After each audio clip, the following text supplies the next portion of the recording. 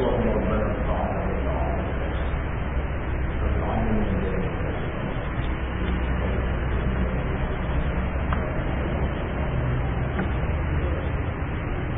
اللهم إنا نعوذ بك من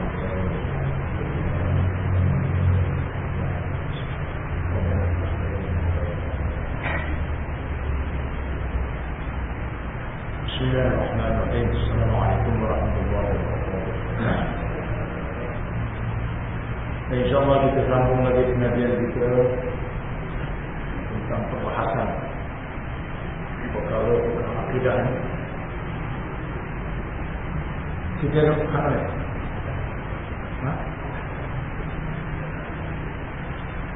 Kita belum masuk.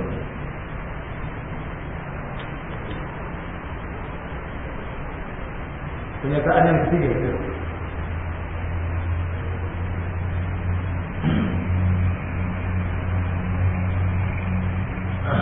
Baik, pernyataan yang ketiga.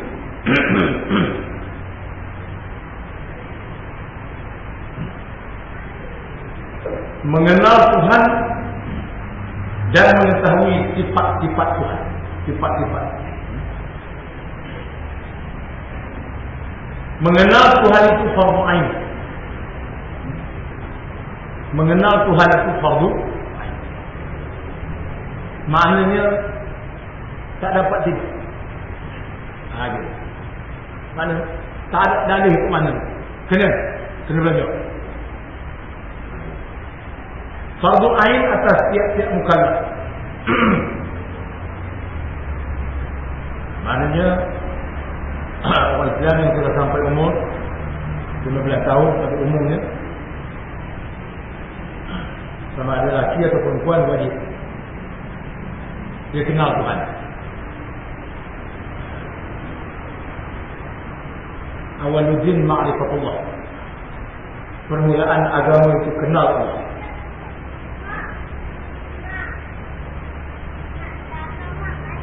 Sebab apa? Kalau tak kenal Allah ni ibadah Allah ni. Kalau tak kenal Allah Ta'ala, macam mana kita nak ibadah?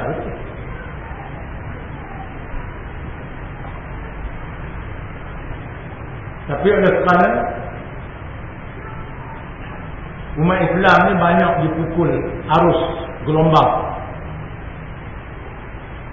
yang dicipta oleh musuh-musuh Islam. Jadi itu sebablah ilmu mengenal Allah Ta'ala zaman sekarang orang tak pun nak belajar.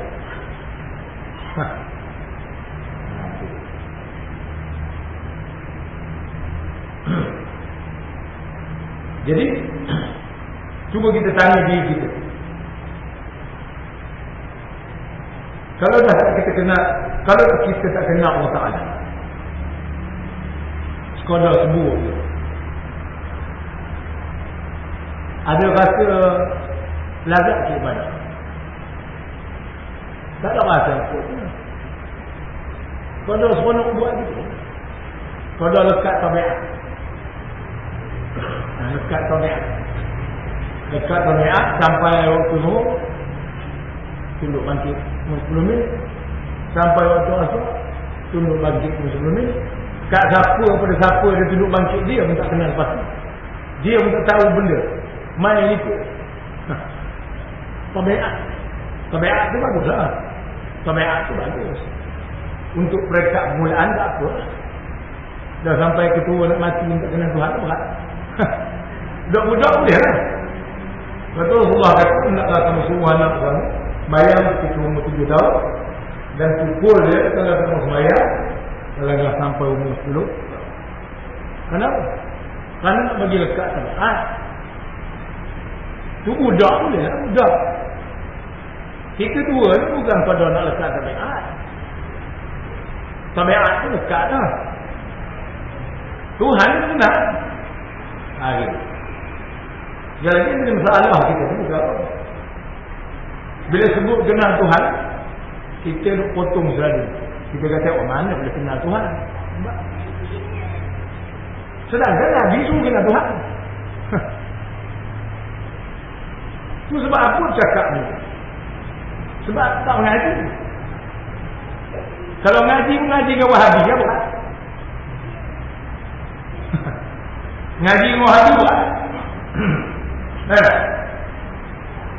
Faham Wahabi ni orang kafir buat, menelusup ke dalam Islam. Dicipta oleh British dulu. Fahaman ni. Fahaman Wahabi itu ciptaan British. Itu orang Islam jangan pakai itu. Saya kalau orang cerita Wahabi tak ayah layan, bodoh je buat. Fahaman tu sendiri cipta oleh Barat, cipta oleh British. Tak layan tu. Layan tu tak kira. Dia bukan mau dengar. Kita baca hujah apa pun tak mau dengar. Sebab itu saya tak mau layan buat Wahabi ni sebab dia bodoh tu. Orang yang ikut Wahabi ni bodoh dan bengong tu. Dia tak tahu. Sebab itu saya bagi tahu Wahabi tu dicipta oleh British. Muhammad Wahab tu di belakang dia British dulu. Itu musuh Islam, non ada British, musuh Islam.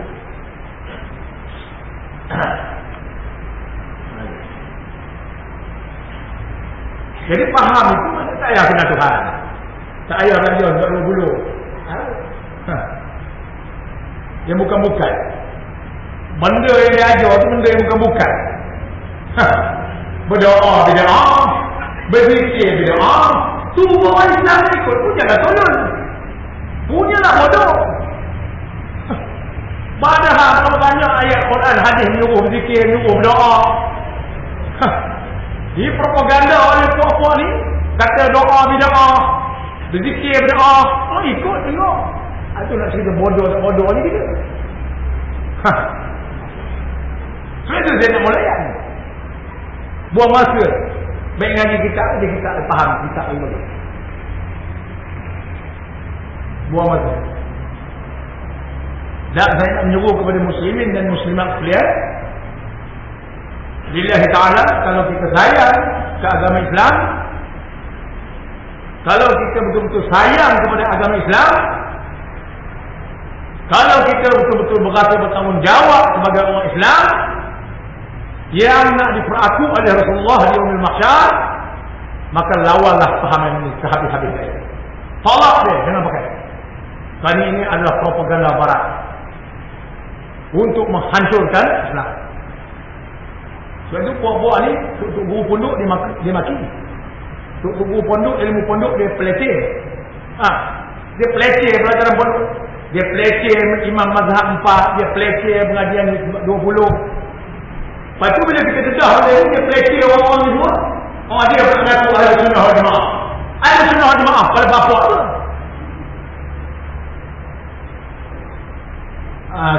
Jangan percaya. Kata puak dengan ahli sunnah wal jamaah. Saya nak bagi tahu, kalau dia kata ilmu sifat 20 tak payah belajar, kalau dia kata imam mazhab 4 tak payah pakai, itu cam Wahabi. Jangan diikut. Jangan percaya dengan dia. Ilmu dia tak boleh ngaji. Haram ngaji. Sesat. Dia tu sesat lagi menyesat. Saya nak begitu. Kalau dan beberapa tokoh yang sebut, kalau sebut Ibnu Taimiyah, kalau sebut Syekh Muhammad Wahab, itu cap Wahabi. Jangan pakai. Kalau sebut Ibnu Jauzi, kalau sebut Syekh Sabiq, itu jangan pakai. Saya belum ni tuan-tuan, saya malah anak saya nak buat orang. Tapi oleh kerana saya mengajar dia bertikai. Dia tikai benda ilmu sifat 20, dia bertikai. Ulama Abu Hasan Asy'ari ni tikai, apa ya? Buat. Sebab itu sekarang saya istihar lawan. Kalau dia kata Imam Mazhab 4 saya pakai, itu cap Wahabi.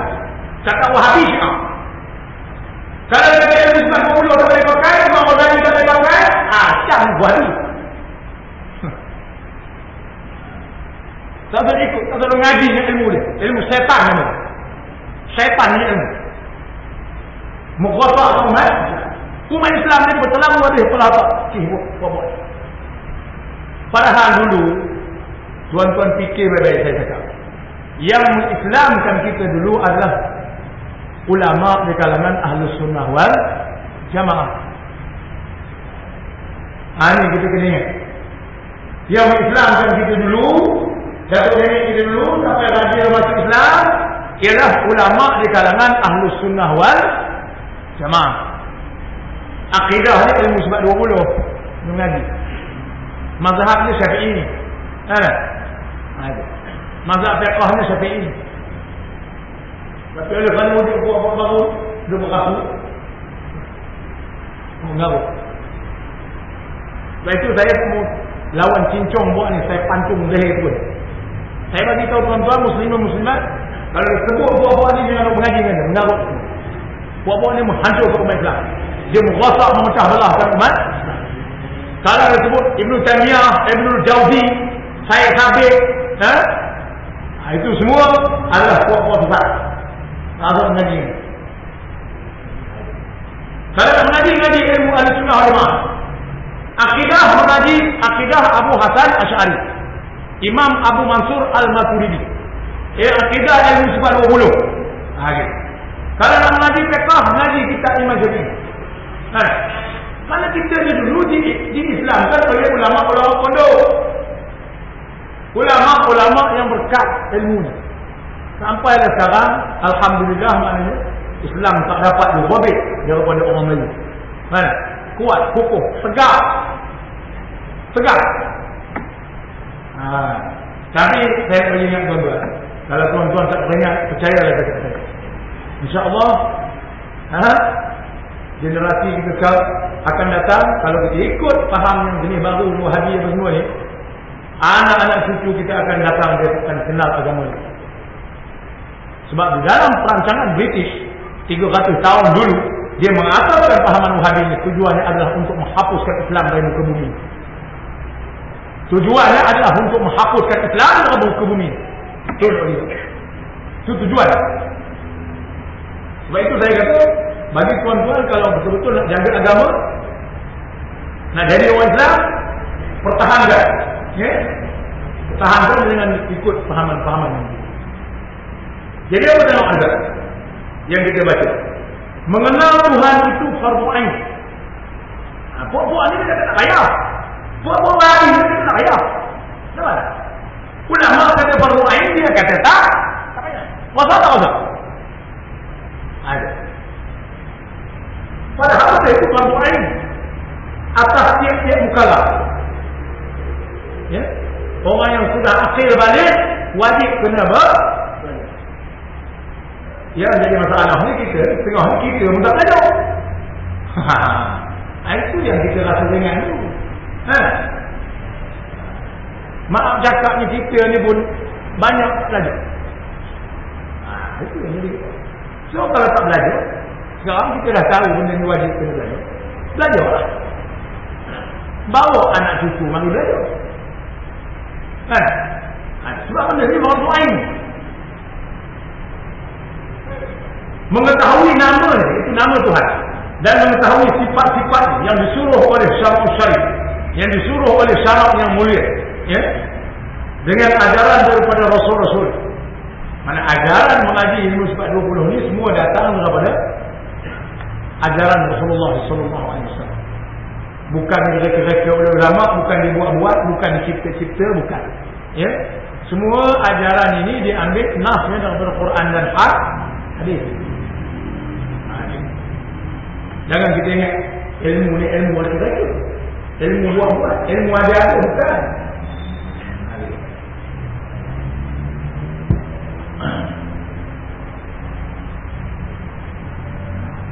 Maka bagi Tuhan itu ada banyak nama-nama yang boleh. Nama-nama yang elok-elok lah, iaitu Al-Asma'ul Husna, yang dipanggil Asma'ul Husna.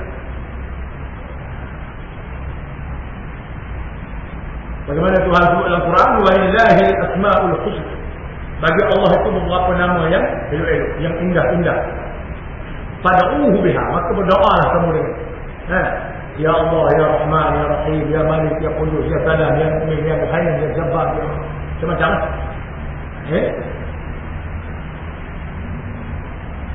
Ada nama-nama yang elok-elok dan ada sifat yang maha besar. dan sifat-sifat yang maha besar dan yang maha tinggi. Besar ni bukan besar nama, bukan besar badan, bukan. Kan kita ingat besar tubuh Allah Ta'ala besar. Bukan juga tinggi dengan kita ingat Allah Ta'ala tinggi, Allah Ta'ala duduk dalam langit. Bukan begitu. Tinggi itu makna besar itu makna kerajaan dia besar. Kan? Tak ada tolak banding. Kan? Tinggi itu makna ketinggian ketuhanan dia lah. Ya? Pangkat ketuhanan yang maha tinggi. Nama Tuhan yang lebih masyhur di antara segala nama-namanya ialah Allah. Di antara banyak nama-nama Tuhan itu, yang paling masyhur namanya Allah. Ar-Rahman pun nama Tuhan, Ar-Rahim pun nama Tuhan, Al-Malik, Al-Qudus, Al-Mu'min, Al-Muhaimin, Al-Jabbar, yang walaupun nyanyi yang disebut dalam Quran 99, disebut dalam hadis 99. Jadi di antara nama yang masyhur itu, di antara nama yang banyak-banyak itu, yang paling masyhur ialah Allah. Gitu. Dan lafaz Allah ini juga disebut lafzul jalla jalal, iaitu lafaz yang maha tinggi lagi maha besar. Lafaz yang maha besar, ya. Gitu.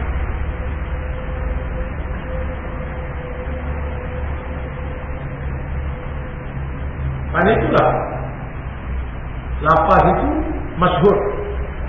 Lafaz Allah itu masyhur. Di antaranya dalam 2 kalimah syahadah untuk Allah Ta'ala suruh mengucap dengan la ilaha illallah. Dia tak suruh mengucap dengan la ilaha illallah Rahman, la ilaha illallah Rahim. Padahal Ar-Rahman itu pun nama Tuhan, Ar-Rahim itu pun nama Tuhan. Tapi dia suruh sebut la ilaha illallah.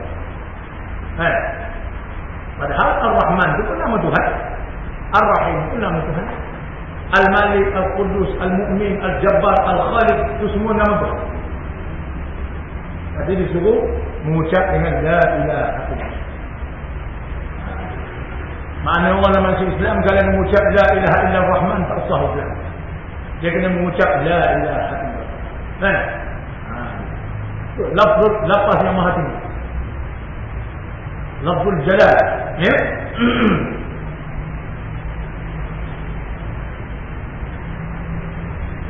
Maka yang lain daripada ini, yang lain daripada lafaz Allah itu, ya, dapat diketahui daripada Quran dan hadis. Dalam Quran pun ada sebut, dalam hadis pun ada sebut. Ar-Rahman, Ar-Rahim, selain daripada Allah. Ada lafaz Allah. Lafaz Allah dalam Quran pun ada sebut, dalam hadis pun ada sebut. Dan apabila kita belajar ilmu sifat 20 ni, kita akan tahu bahawa sebenarnya nama Tuhan itu memang Allah. Makna yang nak sebut di sini, lafaz Allah itu selain daripada disebut oleh Rasulullah dan disebut oleh Allah Ta'ala dalam Quran, ya, lafaz itu juga boleh dipelajari dengan cara mengaji ilmu sifat 20. Itu sebab dia kata ini ayat. Ketua ayat ini sebenarnya saya huraikan, ya. Nama Tuhan yang lebih masyhur di antara segala nama-nama itu disebut Allah. Ya? Di antara nama-nama itu Allah disebut lafzul jalal, iaitu lafaz yang maha besar. Maka yang lain daripada ini, yang lain daripada mana?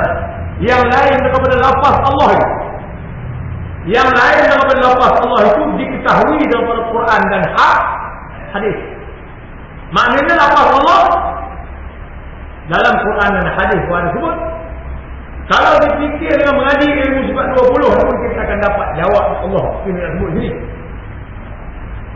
Kita akan tahu bahawa nama Tuhan itu Allah.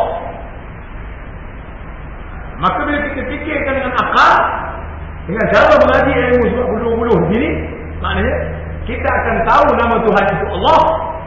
Dan Dalam Quran pun ada sebut Allah, dalam hadis pun ada sebut Allah.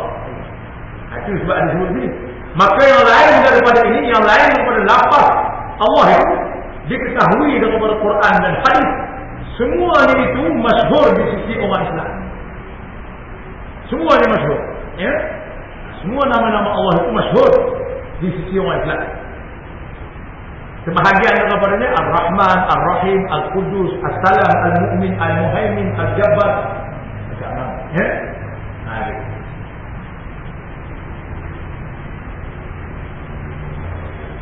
Baik, habis perenggan.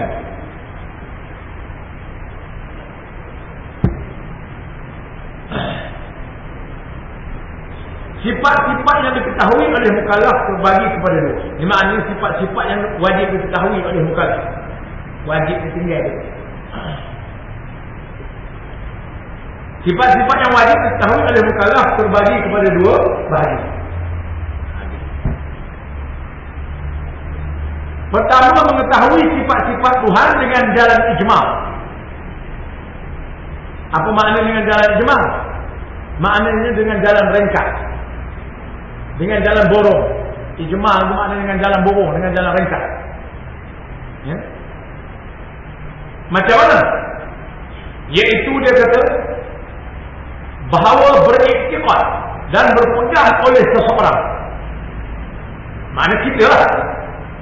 Kita beriktikad, kita wajib beriktikad, kita wajib percaya, kita wajib berpegang dalam hati, maknanya, ya, dengan iktikad yang putus, dengan iktikad yang jelas, ya, tidak syak, tidak ragu, tidak waham, ya. Dengan iktikad yang putus bahawasanya wajib bagi Allah Taala itu bersifat dengan tiap-tiap sifat yang kesempurnaan, yang layak dengan keadaan ketuhanan, dan mustahil atasnya bersifat dengan apa-apa jua sifat kekurangan. Ini dengan jalan ijma'. Maknanya wajib kita berpegang dalam hati bahawa Allah Taala itu tidak sekali-kali dia bersifat dengan sifat kekurangan. Tidak lekat bagi dia sifat kekurangan. Bahkan wajib baginya bersifat dengan segala sifat yang maha sempurna. Ya? Ini dengan cara mudah, dengan cara ringkas. Ya? Jangan pula dikata Tuhan tu, jangan pula diiktikadkan Tuhan itu bersifat seperti sifat manusia, sifat makhluk. Seperti rendah, seperti duduk atas aras, berhajat kepada makhluk. Jangan disamakan sifat Tuhan itu dengan sifat makhluk.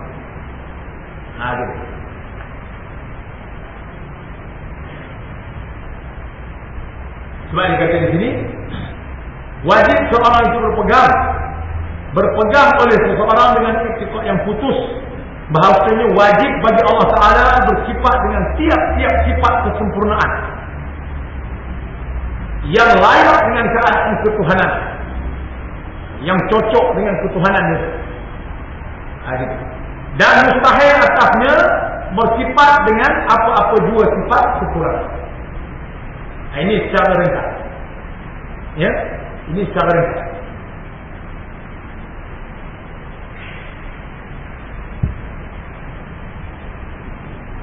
Yang kedua, mengetahui sifat-sifat Tuhan dengan jalan tafsir. Tadi dengan jalan ijmali, ini dengan jalan tafsir. Apa makna tafsir? Iaitu satu persatu. Satu persatu. Iaitu macam mana?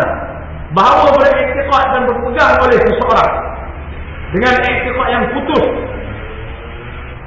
dan dengan dalil akli dan nakli, maknanya dengan dalil akal dan dalil Quran, ya, bahawasanya wajib bagi Allah Taala itu 20 sifat yang wajib. Itu sebab kena mengaji 20. Wujudnya, qidamnya, baqahnya, mukhalaqahnya, qiyamuhu binafsihi, wahdaniyahnya, qudratnya, iradahnya, ilmunya, hayat, sampai ke qauluhu mutakalliman. Ini maksudnya wajib dia kena belajar satu per. Nak kena faham. Jadi kita baca kitab ni jangan masuk kanan keluar kiri, masuk kiri keluar kanan. Dia faham. Kalau dah kita tahu menjadi wajib, kenapa kita tak belajar sungguh-sungguh? Kenapa kita tak suruh anak cucu kita belajar? Kan? Gitu. Ni masalah umat Islam. Bahawa Islam ni malah otak dia dah penuh dengan materialistik. Fikiran materialisme. Kenapa kita tak ajak? Dah kita tahu benda ni, kenapa kita tak belajar? Kenapa kita tak belajar? Kenapa kita tak ajak orang belajar? Tu orang yang ngajak ke jalan Allah konon. Kenapa tak ajak suruh belajar ni? Yang mengajak pergi orang kulu kilir tanpa pasal itu baru. Kalau nak ajak dia ni. Jangan duk menanggut. Ini dia duk ajak orang, dia sendiri pun tak belajar. Ini masalah. Sebab dia kata otak umat Islam ni tak apa-apa dia. Cuma kita fikir. Ni dia kata. Ni benda wajib. Nampak?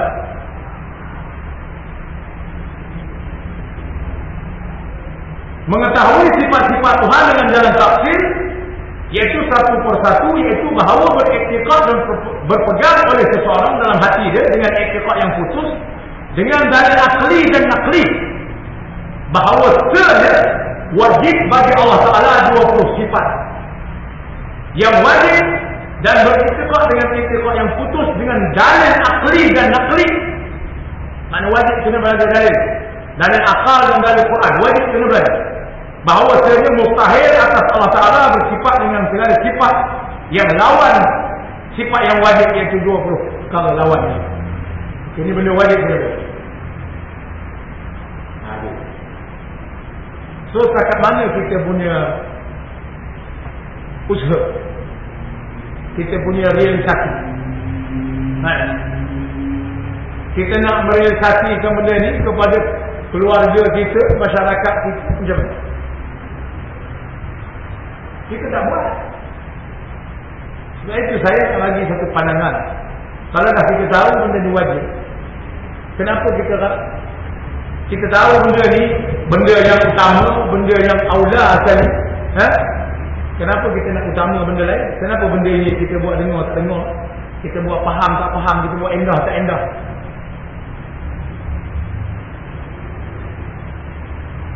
Kalau hari ni kita cakap benda ni, esok lusa kita buat endah tak endah, mana tak ada endah hari. Bahkan benda lain kita rasa lebih mustahab. Macam saya kata tadi, ni orang berdakwah, hulu kiri dakwah. Kamu dakwah benda ni, ajar ni. Kalau kamu tak kerti, belajar dulu. Ni duk berdakwah tak tahu benda dia dakwah. Dakwah. Nak dakwah dia tahu, orang dakwah kenal Tuhan dulu. Kalau Tuhan pun tak kenal, dakwah kalau tahu. Dia dakwah. Dakwah sesat mana? Aduh. Nak dakwah ni, dia orang, kita selalu baca ayat wa man ahsanu qawlan mimman da'a ila Allah. Siapakah yang lebih baik perkataannya daripada orang yang menyeru kepada jalan Allah? Maka mengajak orang mengenal Allah, maka bukankah itu satu perkara yang menyeru kepada jalan Allah yang paling tepat sekali? Cuba. Kalau kita tidak suruh orang mengenal Allah, lalu kita mendakwa kita menyeru orang kepada jalan Allah, bohong tak bohong? Bohong. Kita seru orang tidak membawa kepada ma'rifatullah, tidak membawa kepada ilmu mengenal Allah. Duk melerik-lerik tanpa pasal. Tanya ilmu kenal Allah pun tak tahu. Perkara yang wajib, yang harus, yang mustahil pada hak Allah Ta'ala pun tak tahu. Kononnya keluar jalan Allah, seru ke jalan Allah, tapi Allah pun tak kenal. Cuba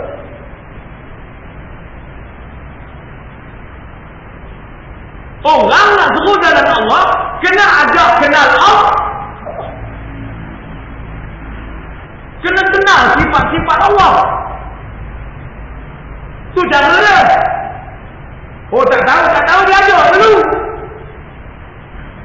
Mu tak tahu nak ajak orang muda dah.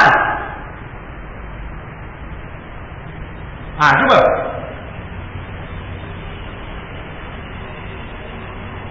Ini masalah ni kita. Betul cakap agama ni semua nak cakap. Cuba pergi hospital tu, suruh orang gad tu cocok bagi ubat tadi. Boleh? Bukan doktor dalam hospital tu. Tukang sapu tu bagi ubat boleh? Ini yang jadi masalah kita dalam agama. Yang tak reti apa pun nak cakap agama. Ini masalah. Cuba kita pergi hospital, sampai ke tempat gad tu kata, saya pun boleh bagi injection, mana saya bagi? Boleh. Yang nak bagi ubat mestilah doktor yang tahu, yang ada kelulusan, yang ada ilmu pengetahuan tentang ubat, tentang sakit, nak cek ubat macam mana. Kalau yang menjaga longkan tu suruh bagi ubat, mampus orang hospital dia.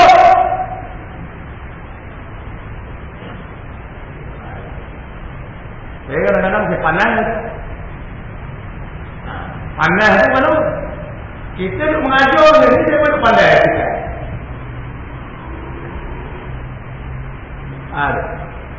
Itu sebab orang kita jadi salah. Tuhan yang tak ingat. Tuan-tuan fikirlah saya cakap saya ni betul ke tak betul? Sepatutnya kalau kita mendakwa, kita bawa orang kepada Allah, ajak orang kenal Allah. Apa benda yang Allah tahu? Apa dia? Pernah kita belajar? Tak pernah belajar lah, buka kitab. Cari orang alim, cari orang yang ada ilmu, yang pernah belajar, yang ada guru dia, ada pondok dia, ada kitab dia boleh baca. Itu cara dia. Tak pula main belajar tengah jalan dengan orang yang tak reti pun belajar juga. Dengan yang sesat pun belajar juga. Belajar orang sesat, kita jadi sesat. Cuba. Tuan-tuan kalau nak marah, fikir balik cakap saya ni betul tak?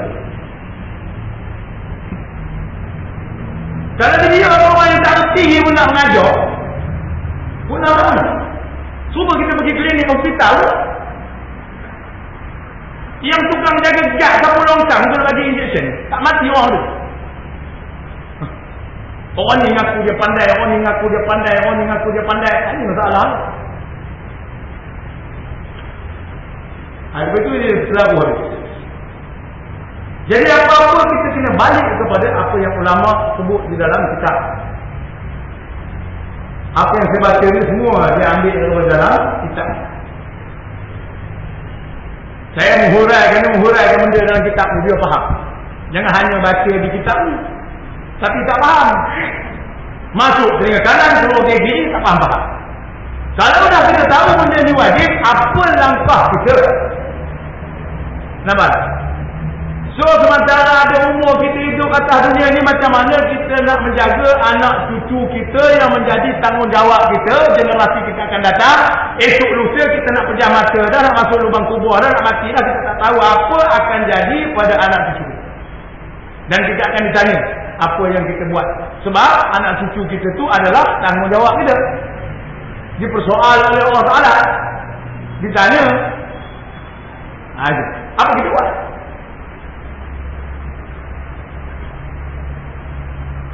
Kalau kau dah dengar seperti burung berbunyi, jadi mana benda kita cakap ni macam burung bunyi. Jadi benda yang kita cakap ni macam kita anggap burung bunyi atas pokok. Kan? Cocek gitu. Jadi mana tak nak nilai. Jadi maknanya ini yang Tuhan kata. Mereka itu ada telinga tapi tak mau dengar. Mereka itu ada hati tapi tak mau fikir. Tuhan kata ulaika kal an'am. Mereka itu seperti binatang. Balhum adall, bahkan lebih sesat dari binatang. Ayat Quran. Sebab itu kita benda ni kita kena dengar dan kena fikir, kena faham. Ya? Bukan hanya dengar.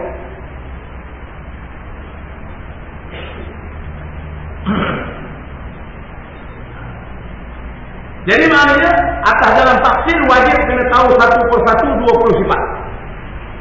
Gitu. Saya habis perkara bahagian sifat Tuhan yang wajib kita tahu. Pertama dengan jalan ijmali, kedua dengan jalan tafsir.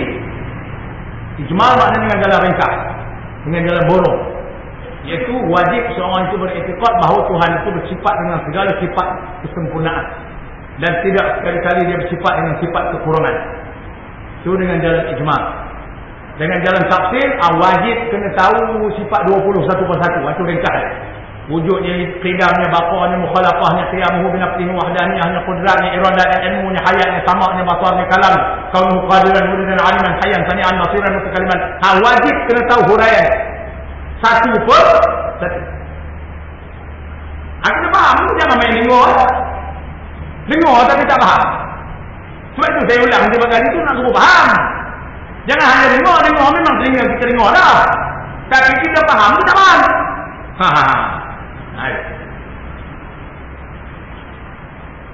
Jelas, kita jelas dalam pemikiran kita tu. Maknanya gitu. Baik, habis. Ini satu perenggan yang mustahab. Saya nak baca ya. Baik, tengok ni. Adalah dikehendaki dengan mengenal Tuhan itu. Ini yang orang kata kenal Tuhan, kenal Tuhan. Apa maksud kenal Tuhan? Ini kena ingat. Yang ada kitab ke tak ada kitab ke,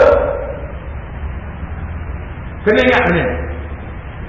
Adapun yang dikatakan mengenal Tuhan itu hendaklah mengetahui 3 perkara.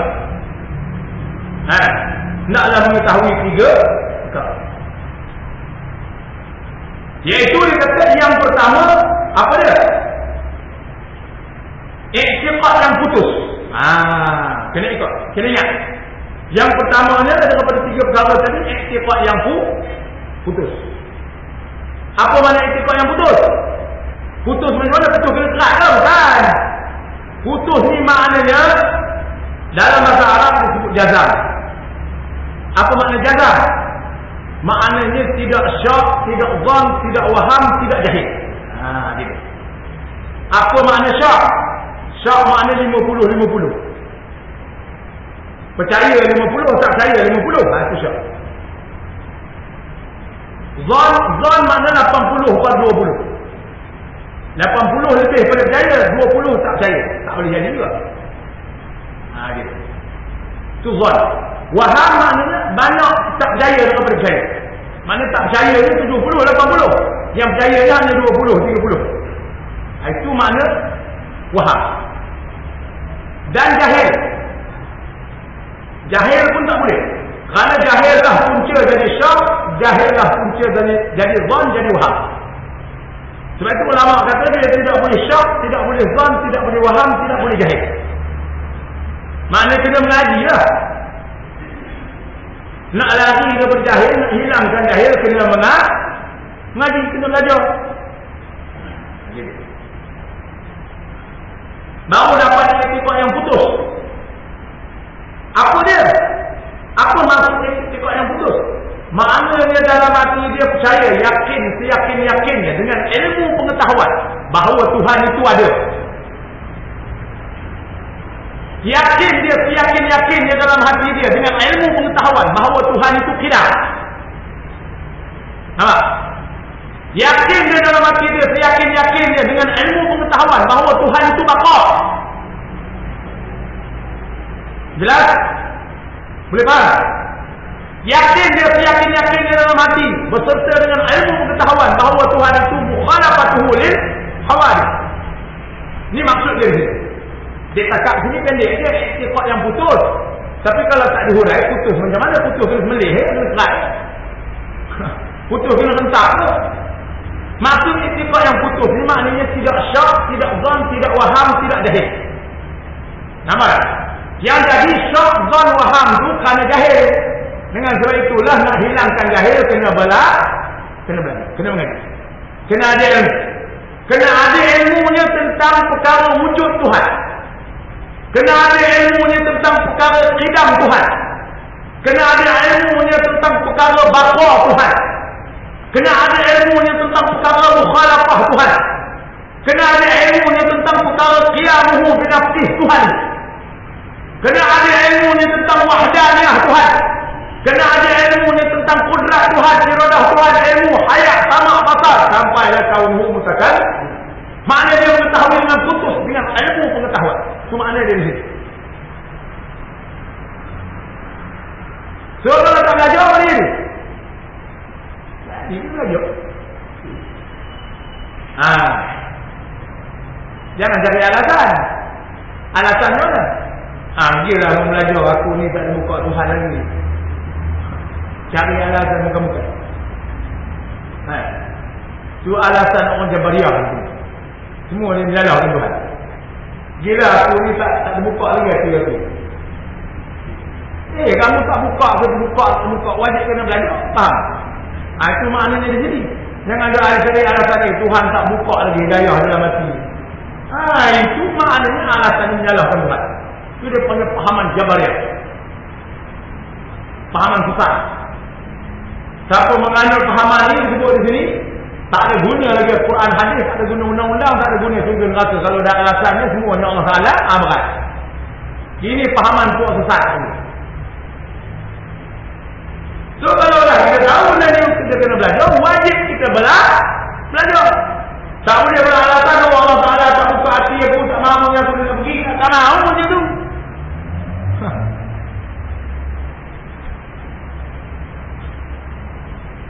Jadi bila kata iktikad yang putus, maknanya tidak syak, tidak zan, tidak waham. Kiranya iktikad yang tidak putus, maknanya ada syak, zan, waham lagi tentang wujud Tuhan, tentang baqa Tuhan, tentang mukhalafah Tuhan, tentang qidam Tuhan, tentang qiyamuhu bi nafsihi wahdaniyah. Mana-mana satu lah dalam apa itu iman itu sendiri. Maka itu dia panggil iktikad tidak putus. Iktikadnya tidak jelas maknanya. Keyakinannya tidak jelas, tidak mantap dalam hati, tidak 100%. Maka ini tak panggil kenal Tuhan. Kiranya iktikadnya tidak putus seperti ada iktikadnya itu syak, zan atau waham, maka tidak dinamakan mengenal. Makna masih tak kenal Tuhan lagi. Makna kena belajar sampai kenal. Kena belajar sampai yakin. Itu yang pertama, iktikad yang putus. Yang kedua, muwafaqat, itu bersetuju iktikad itu dengan yang sebenar. Maknanya bersetuju benda yang dia percaya itu dengan perkara wujud, perkara qidam, perkara baqa, perkara mukhalafah. Itu makna perkara yang sebenar. Yang dikatakan sebenar di sini maknanya setuju iktikadnya itu dengan iktikad Ahlus Sunnah wal Jamaah. Itu maknanya itu. Maknanya perkara-perkara yang diajarkan oleh para ulama Ahlus Sunnah wal Jamaah. Itu lagi tentang wujud Tuhan, tentang qidam Tuhan, tentang baqa Tuhan. Itu perkara.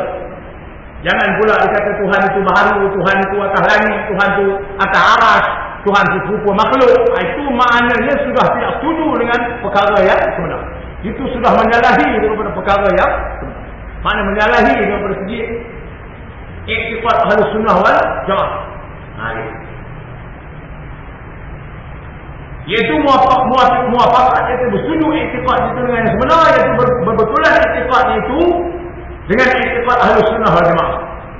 Maka tidak namakan mengenal jika iktikad itu tidak berbetulan dengan yang sebenar. Kalau menyalahi daripada Ahlus Sunnah wal Jamaah, maknanya iktikadnya itu bukan iktikad yang sebenar. Sebab itu nak mengaji iktikad yang sebenar, kena mengaji ilmu dan kitab Ahlus Sunnah wal Jamaah. Cuma satu yang nak peringat saya nak peringat sejarah Wahabi mengaku Ahlus Sunnah wal Jamaah. Itu sebenarnya. Dia Wahabi tapi dia mengaku Ahlus Sunnah wal Jamaah. Jangan terikut sudah. Maka Wahabi itu sebenarnya bukan Ahlus Sunnah wal Jamaah. Kerana pahaman itu, pahaman Wahabi itu adalah dibuat-buat oleh British. Dibuat-buat oleh British untuk merosakkan Islam. Untuk merosakkan pemikiran umat Islam.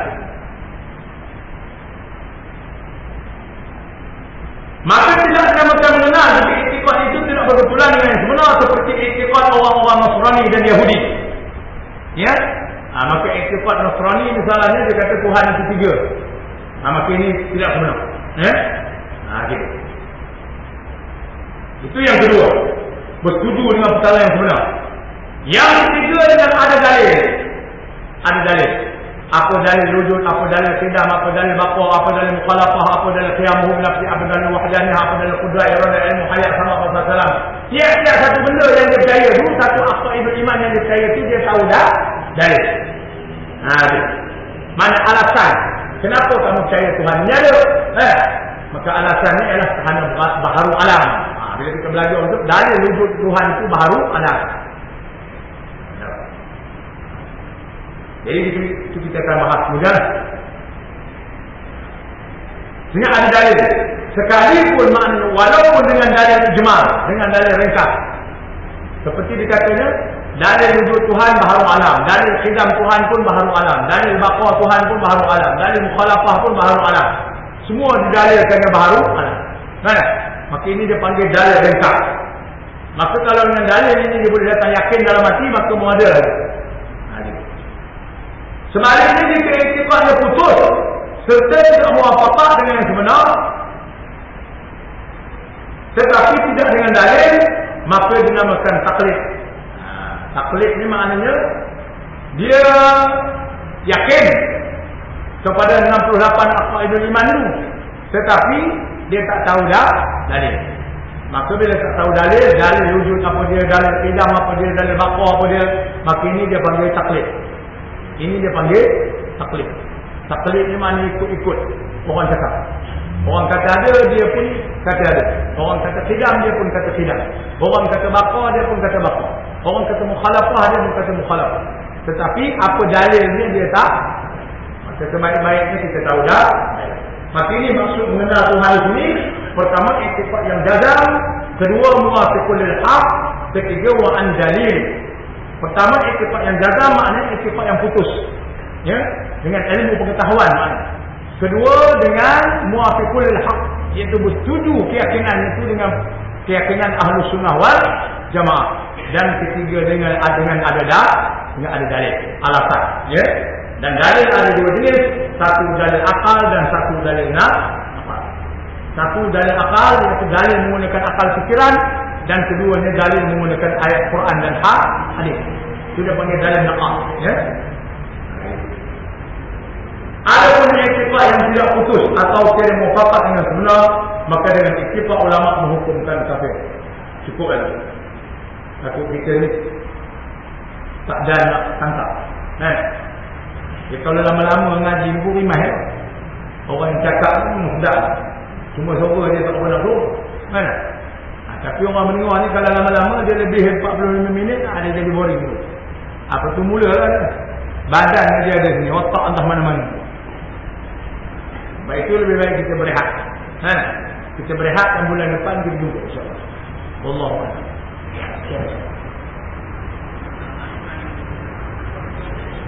Ya.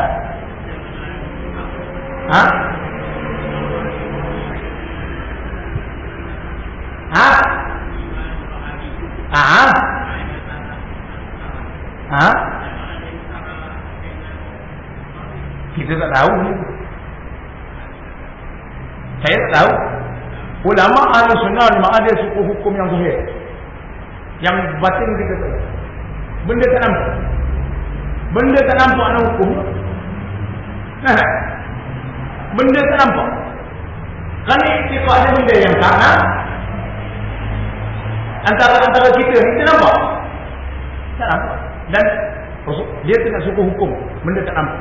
Dia suku hukum benda yang nampak. Sebab itu orang jadi imam misalnya, betul baca tu okey. Benda batin kita tak nak. Ya, jadi kita kena hukum benda batin.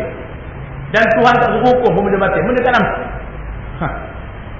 Pada umumnya bila mengucap dua kalimah syahadah, kita kena hukum dia ikhlas. Maka kalau betul syaratnya apa semua, boleh ikut sembahyang. Itu saja. Ya.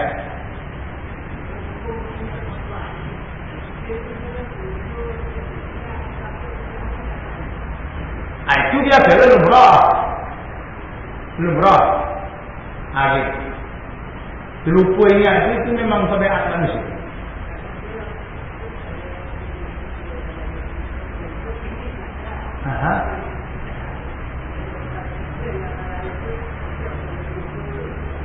Diperintahkan kita mengingat Allah. Tapi kalau kita terlupa, itu lain lah. Itu lain. Diperintahkan kita tu mengingat. Dia ketua dia tu, saya dulu bagi tahu macam ni. Kita semayang ke apa, ambil semayang, kita bagi ketua macam ni. Sikit tak ubah macam kita tarik ke bawah atas batas tadi. Macam mana? Tarik sikit ke lah. Dia leka-leka sikit, dia pergi makan tadi. Hingga hal tadi. Gitu lah ibarat. Maka mana boleh ubah untuk makan tadi.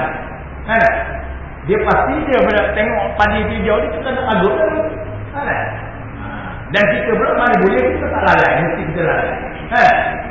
Jadi maknanya bila terlalai, kita ingat balik. Itu cara. Yang pentingnya lalai, kita ingat balik. Jangan lalai tu. Maka kadang-kadang benda tu bukan di bawah usaha dan ikhtiar, di luar kemampuan kita nak berterusan mengingat Allah. Kecuali kalau dah orang yang mujahadah, yang telah sampai ke maqam yang mutmainnah, maka mampulah dia. Sebab itu Allah nafsul mutmainnah ni dalam tasawuf Tuhan sebut, ya ayyatuhan nafsul mutmainnah, irji'i ila rabbiki radiyatan mardiyah. Wahai nafsu yang tenang, yang sentiasa mengingat Allah, mana? Irji'i ila rabbik, kembalilah kamu kepada Tuhan kamu, radiyatan mardiyah, dalam keadaan kamu tu redha dan redha itu. Fadkhuli fi ibadi, masuklah kamu dalam golongan hamba-hamba. Wadkhuli jannati, maka masuklah kamu dalam syurga. Maknanya ini orang yang sudah tetap mata hati. Adapun kita, kena berusaha dia sampai situ. Berusaha dia sampai kepada tahap tetap mata hati mengingat Allah setiap waktu, setiap detik. Walladzina jahadu fina lanahdiyannahum subulana. Orang-orang yang bersungguh-sungguh di jalan kami, mesti akan tunjuk jalan kami. Ya? Ada apa?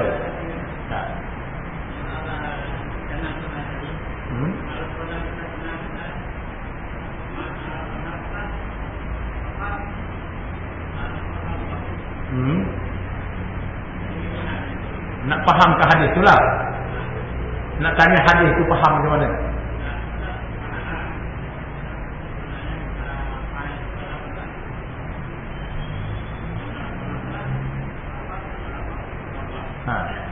Barang siapa kenal diri dia, dia kenal Tuhan. Kenal diri di sini macam mana? Kenal macam mana? Maknanya kenal diri di sini.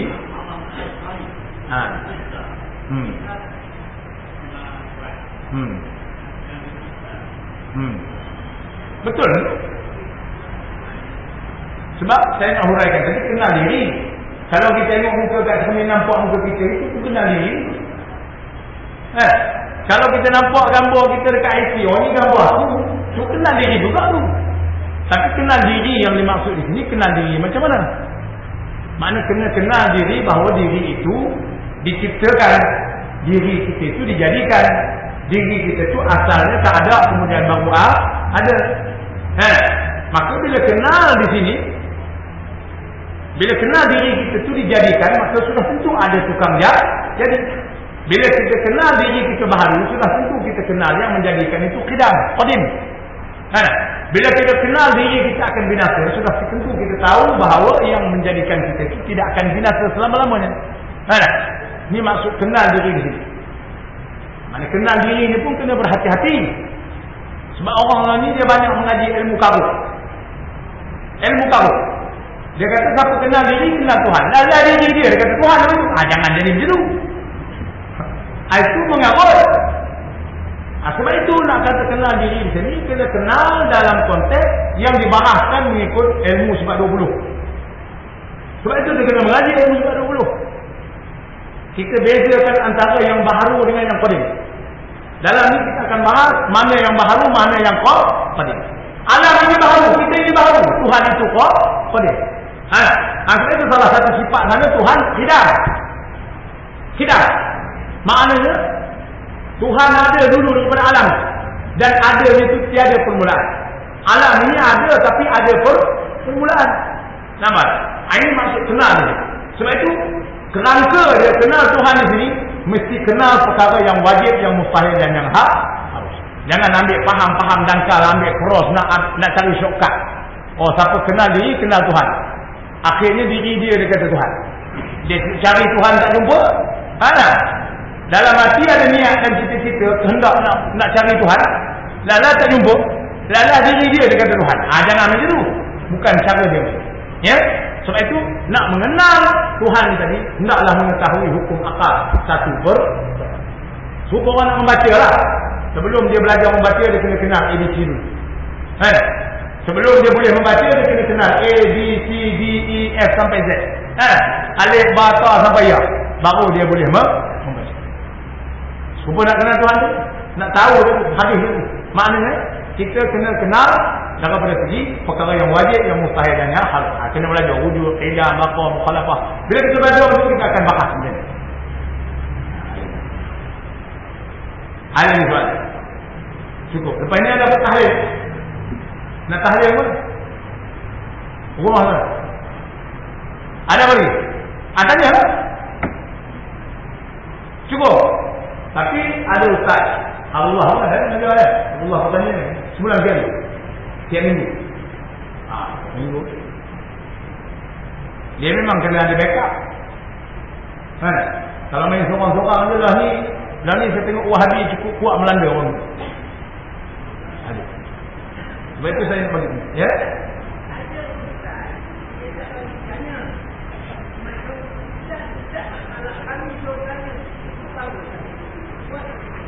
Itu ustaz apa ustaz dia tanya? Anak kunci ilmu itu bertanya. Anak kunci ilmu itu bertanya. Kalau kita tak tanya, kita faham. Saya pun kalau orang tak tanya, saya banyak sakit kepala. Ni orang tak suruh tu, ni faham tak faham aku aja. Suruh aku dah nak kecah lah. Dia pun suruh tanya, tak tanya. Ni satu masalah, sebab itu saya suruh tanya. Sebab dia tanya, orang lain boleh kongsi. Dan saya boleh baca, apa pun saya. Setakat mana pemahaman. Walaupun soalan tu soalan yang amat bodoh. Kata-kata amat bodoh. Saya pun bukan soalan. Cuma ada apa itu saya boleh faham. Orang punya tahap pemikiran. Jadi kalau tak tanya, kita tahu faham. Bila tanya faham. Saya tak mau tanya faham, saya suruh tanya. Saya tak mau tanya faham, dia tak faham. Tak lagi semua jawab faham. Faham tak? Tak mau. Saya suruh tak? Jadi kalau tak mau tanya kali ni pun tak boleh. Kuliah akan datang, insyaAllah kita tanya. Ada soalan cukup lah. InsyaAllah. Jadi benda ni sebenarnya dia lambat dan lambat. Ya. Tapi lambat-lambat pun kena buat. Jangan dengar lambat. Lambat apa ayah ada lagi. Tak payah pun. Jadi lambat-lambat pun kena buat. Cukup ya. A'udzubillahi minasyaitanir rajim. Bismillahirrahmanirrahim. Alhamdulillahirabbil alamin. Wassalatu wassalamu ala sayyidina Muhammadin asyrafil anbiya'i wal mursalin wa ala alihi wa sahbihi ajma'in. Allahumma inna na'udzu bika min 'ilmin la yanfa' wa qalbin la yakhsha' wa 'amalin la yarfa'u wa du'a'in la yusma'. Allahumma arina al-haqqa haqqan warzuqna ittiba'ah wa arina al-batila batilan warzuqna ijtinabah. اللهم اجعل جمعنا هذا جمعا مرحوما وتفرقنا من بعده تفرقا مباركا معصوما ربنا ظلمنا انفسنا وان لم تغفر لنا وترحمنا لنكونن من الخاسرين ربنا لا تزغ قلوبنا بعد إذ هديتنا وهب لنا من لدنك رحمه انك انت الوهاب اللهم ربنا اتنا في الدنيا حسنه وفي الاخره حسنه وقنا عذاب النار وصلى الله على سيدنا محمد وعلى اله وصحبه اجمعين